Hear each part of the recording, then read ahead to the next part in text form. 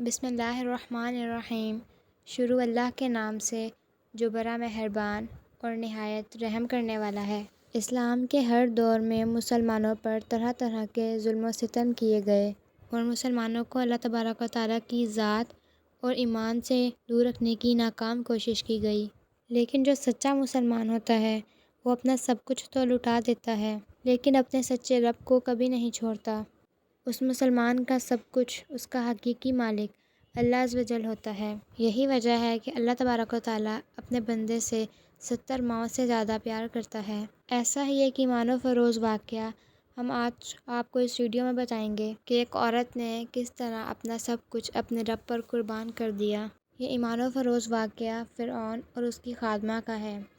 حضور اکرم صلی اللہ علیہ وآلہ وسلم شب معراج میں بیت المقدس کی طرف جاتے ہوئے مصر کے قریب ایک مقام سے گزرے تو انہیں نہایت ہی اعلیٰ اور زبردست خوشبو آنے لگی۔ آپ صلی اللہ علیہ وآلہ وسلم نے حضرت جبریل علیہ السلام سے پوچھا کہ یہ خوشبو کیسی ہے؟ جواب ملا کہ فرعون کی بیٹی کی باندی مشاطہ اور اس کی اولاد کی قبر سے آ رہی ہے۔ پھر حضرت جبریل علیہ السلام نے اس کا قصہ بیان کیا کہ مشاطہ فرعون کی بیٹی کی خادمہ تھی اور وہ خفیہ طور پر اسلام لا چکی تھی۔ ایک دن فرعون کی لڑکی کو کنگھی کرتے ہوئے اس کے ہاتھ سے اتفاقاً کنگھی گر پڑی۔ وہ اٹھانے لگی تو اس کی زبان سے بے ساختہ بسم اللہ نکل گیا۔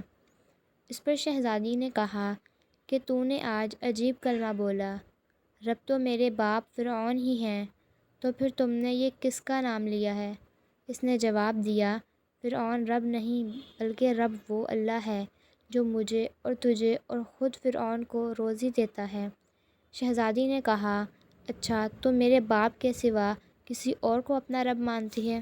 اس نے کہا کہ ہاں ہاں، میرا، تیرا اور تیرے باپ سب کا رب اللہ تعالیٰ ہی ہے۔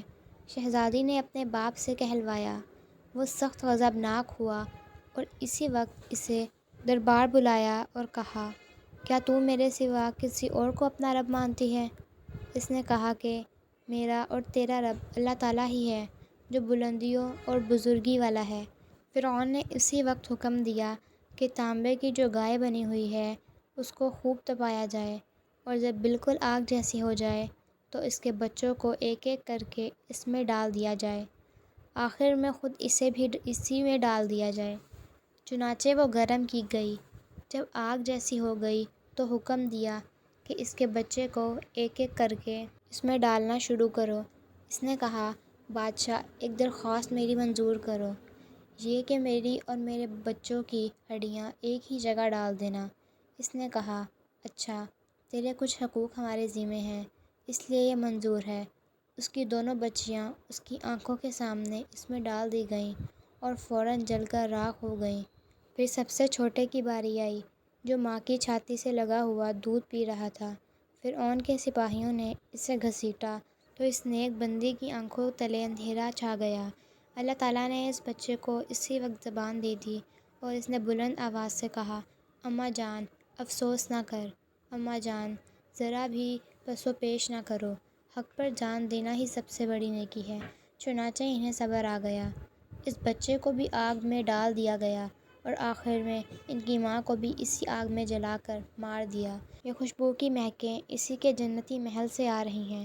سبحان اللہ۔ اللہ تعالیٰ سے دعا ہے کہ اللہ تعالیٰ ہم سب کا ایمان قائم فرمائے اور ہمارا جینا اور مرنا بھی ایمان پر ہو، آمین۔